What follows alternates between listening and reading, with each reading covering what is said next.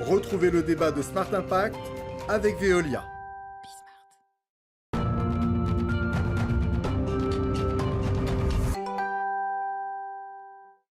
Les vacances vertes gagnent du terrain, on en parle tout de suite avec Eva Fouquet, bonjour. Bonjour. Bienvenue, vous êtes vice-présidente senior en charge des partenariats chez Kayak.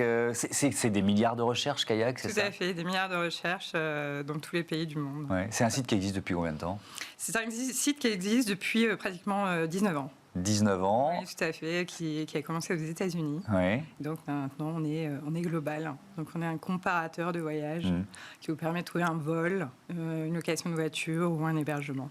Alors, je voudrais on va parler de ce classement des villes pour voyageurs et voyageuses responsables que vous publiez, mais peut-être je voudrais qu'on démarre sur les critères. Le premier critère, ça reste le prix. Enfin, il y a la destination, je veux aller à tel endroit, mais c'est le prix d'abord. Ça reste le prix d'abord, effectivement. Ouais. Donc, vous cherchez avec une destination précise et l'utilisateur va regarder le prix, classé par prix. Mais effectivement, il y a des nouveaux filtres qui se mettent en place et on voit des changements de comportement auprès des utilisateurs.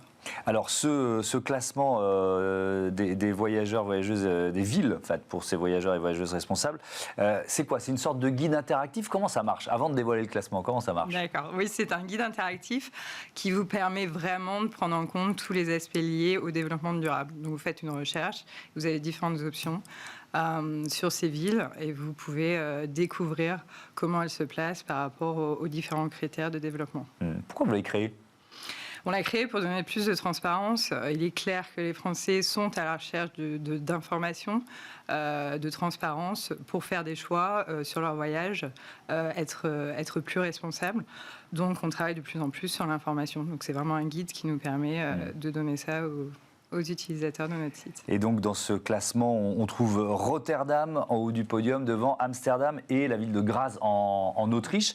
Pourquoi les Pays-Bas, déjà? On a deux capitales néerlandaises en haut du classement. Pourquoi ils sont en avance? Elles sont en avance parce qu'ils ont développé, donc on a regardé 28 facteurs, 28 critères, vraiment. Donc, c'est vraiment divers. Et dans leur cas, ils ont tout ce qui est transport ferroviaire, des pistes cyclables, leurs aéroports qui ont une gestion du carbone, donc qui sont certifiés, ces aéroports. Donc il y a beaucoup d'actions qui sont prises en compte pour que les voyageurs aient moins d'impact sur l'environnement, l'économie, etc. Les villes françaises, elles sont où dans ce classement? Elles ne sont pas dans le top 10. Oui. Elles ne sont pas dans le top 10. Si vous regardez Paris, Paris se place par exemple sur la partie expérience, qu'on avait différentes catégories. La partie expérience, elle se place 6e. Paris, parce que vous pouvez quand même visiter Paris à pied, il y a des pistes cyclables qui ont été mises en place, les transports en commun quand même bien développés, donc c'est sur cette partie-là, Paris se met en 6e position. Donc vous avez cité certains des 28 critères, sur quel levier les villes françaises, parce que là j'imagine des maires ou des cadres de villes importantes qui se disent il faut qu'on ait cet argument évidemment de l'éco-responsabilité, sur quels critères ils peuvent agir pour monter dans le classement, d'après vous? Il y a plein de choses à faire. Enfin, les critères, comme j'ai dit, il y en avait 28, mais c'est vraiment sur la partie, donc il y a la partie transport, aller dans cette ville, comment je vais dans cette ville, donc soit je prends l'avion, mais est-ce que j'ai aussi la possibilité de prendre le train, par exemple, la qualité de l'air.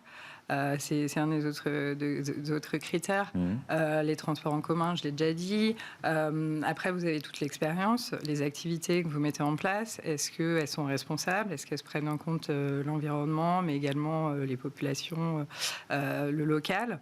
Est-ce qu'il y a des marchés? Est-ce que vous pouvez acheter des produits locaux facilement, le nombre de marchés dans votre ville? Il y a plein de choses à faire. Donc, c'est pour ça on pense rapidement donc, aux aéroports ou à l'émission de CO2. Mais il y a également le séjour, l'hébergement, également l'hôtel, des hôtels qui prennent en compte également le durable.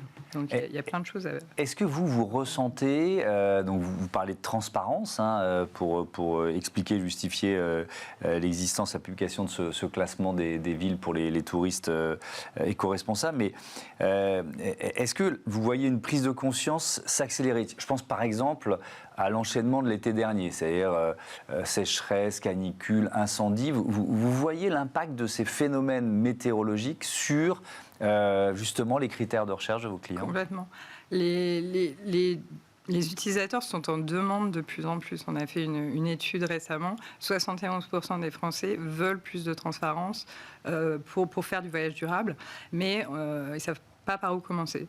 On voit vraiment une augmentation des recherches par le filtre CO2, par exemple, qui n'existait pas il y a 3 ans. On voit une augmentation également sur la location de voitures, donc tout ce qui est éco-friendly, donc des voitures électriques, les voitures hybrides. Le train, bien sûr, est utilisé de plus en plus. Donc il y a clairement une demande et une réaction de la part des utilisateurs, des voyageurs.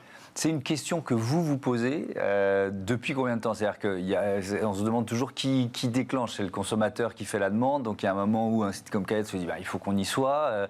Est-ce que vous situez la bascule, je ne sais pas, il y a 2 ans, il y a 3 ans, il y a 5 ans, il y a 10 ans? Comment il y a vous plusieurs années, non, il y a plus de 3 ans maintenant qu'on réfléchit vraiment à tout ça. Après, les choses s'accélèrent. Et je pense qu'on est vraiment dans une transition aujourd'hui. On n'en est qu'au début de ce voyage, justement.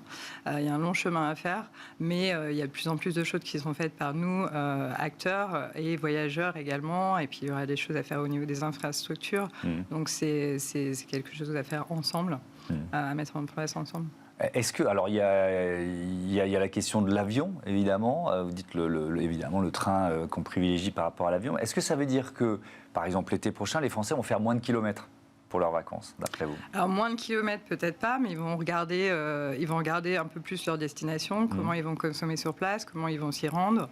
Est-ce qu'ils veulent voyager en avion ou pas? Ils vont peut-être effectivement décider d'être un peu plus local ou d'aller à Amsterdam en train. Il y a des comportements qui ont changé de plus en plus et nous on se positionne dans cela en donnant plus d'informations sur le choix. Oui, mais il y a aussi ce qu'on a appelé le revenge travel, c'est-à-dire que le post-confinement, aujourd'hui je crois que tous les pays sont ouverts. Oui. Ça y est, parce que c'est quand même une sorte de ouf de soulagement pour le secteur du tourisme, parce que vous voyez l'effet inverse, c'est-à-dire des clients qui se disent on n'a pas pu voyager pendant 3 ans, donc là on y va à fond, même s'il faut aller à l'autre bout de la planète. Oui, alors clairement, les gens veulent voyager, il y a une demande, la recherche a augmenté et les personnes voyagent, mais ils vont voyager sur une fois peut-être et plus longtemps. Et ça, c'est en fait un critère qu'on a pris aussi dans notre étude. C'est-à-dire si je vais loin, je ne vais pas faire, pardon, vous interrompre, je vais pas faire 3 petits week-ends un peu dingue, où je vais prendre l'avion, faire 800 bornes, etc. En revanche, je vais me faire un long et beau voyage. Exactement. Le New York pour 2 jours se fait moins et va se faire de moins en moins. On est vraiment sur du long séjour et surtout quand c'est sur du long courrier. Vous proposez, vous avez évoqué ça, mais on peut faire quoi? On peut calculer le bilan carbone de son voyage en fait sur le site? Oui, on estime le CO2 et on compare justement entre les différentes routes. Si vous voulez aller à Bangkok, on va vous dire donc il y a des routes qui vont être plus longues, donc plus d'émissions, etc. Selon votre classe, exact. Et effectivement, tout va changer selon votre recherche. Est-ce que, alors là c'est une question beaucoup plus générale qui va au-delà des enjeux d'éco-responsabilité, mais est-ce que vous commencez à retrouver des chiffres qui sont les chiffres d'avant épidémie, d'avant Covid? Les recherches, oui, sont vraiment proches de ce qu'on a vu en 2019, de plus en plus. Et comme je vous le disais, les Français, dans le monde, en règle générale, les recherches sont de nouveau au niveau de 2019. Ben voilà, merci beaucoup d'être venu nous présenter les enjeux d'éco-responsabilité du secteur du tourisme, avec donc ce classement des villes privilégiées par les voyageuses et voyageurs éco-responsables. Rotterdam, Amsterdam et Grasse en Autriche sur le podium. Et puis les villes françaises, elles sont un peu plus loin, donc il faut s'y mettre. Merci beaucoup, merci. À bientôt sur Bismart. C'est l'heure de Smart Ideas avec une start-up à l'honneur, comme tous les jours. On va parler de pêche de loisirs.